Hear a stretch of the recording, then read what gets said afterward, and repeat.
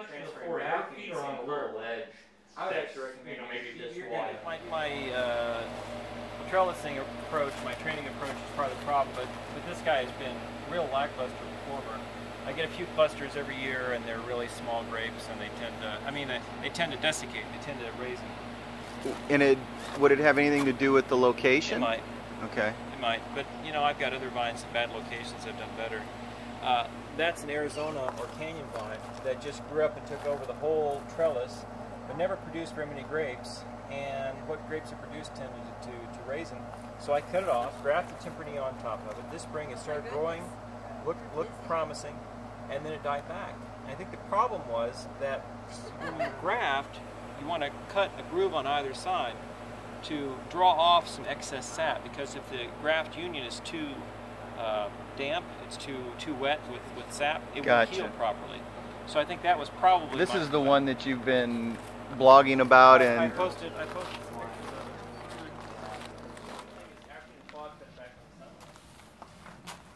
These are two of my barberas. Oh, these are your barberas. Okay, now these are the clones that we got together? Yeah. Okay. And this is typical of the growth I've seen. I've not seen the blockbuster growth like what you've got down there. Did you rip up the soil? Did you dig down deep and turn it over? As much as I could, but digging through this is like digging through concrete. So what I do is I dig a hole maybe that big around, 2.5, 3 feet deep. And that's the best I can do. I mean, I can maybe make it wider a little bit, but it's really, it's bad. At least you're trying. Did you run the caliche or what? It's not vigorous desert varietal.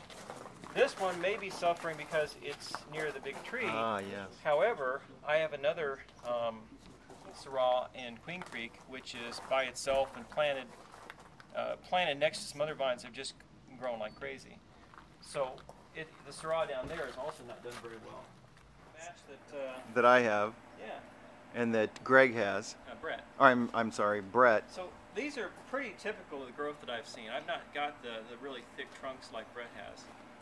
My trunks are about that same size, but I have not gotten that growth, and I think mine is the location, because mine are basically, they'd be like against that fence there. Yeah. I think they're just baking. This year I'm actually going to try to get some more water on them. Wow. I had the Nebbiolo pruned back to almost nothing. And that's just... This is all growth this year. Wow. Going into this year, it's just the trunk and a couple of, left a couple laterals, and this is all... Look at all the grapes over here. Yeah. When I tell people how vigorous the Nebbiolo and the Tempranillo are, I don't know that they always believe me, but I left this untouched just so you guys can see it. Spanish varietals, right? Nebbiolo is Italian. Is it Italian? And you know, the only thing wrong with Nebbiolo in this climate is you just don't get good color out of it. I got it set to 61 degrees.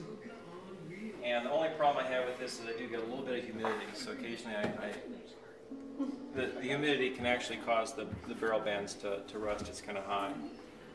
What do you have a way of testing the humidity? What is the humidity in there? You know what? I used to keep. I don't know.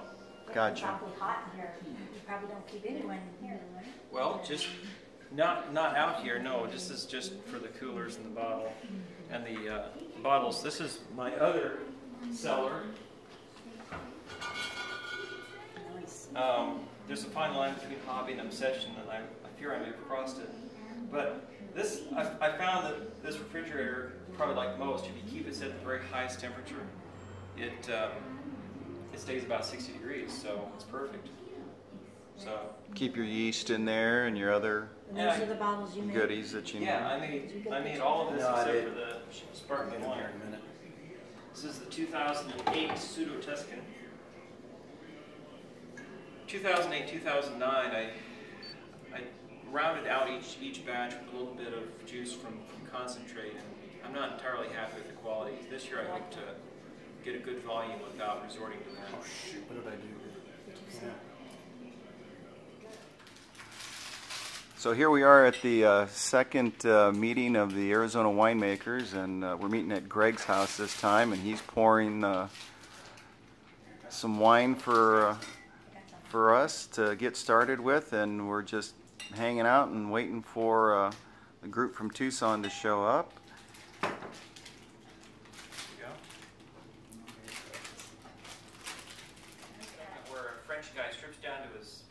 underwear and jumps in a vat and knocks down. Aren't you worried about all the hair, especially when women do it? I mean, women constantly use hair, you know. And I was After that, getting nervous. I swore off French wine for a long time after that. When you rack off the wine, they call it the gross sleeve, and I'm wondering where that term came from. Yeah, it's like really gross, huh? Yeah. I got a I Love Lucy, a book. I remember when she got those two. So here's all the wines that we tasted at the second meeting of the Arizona winemakers.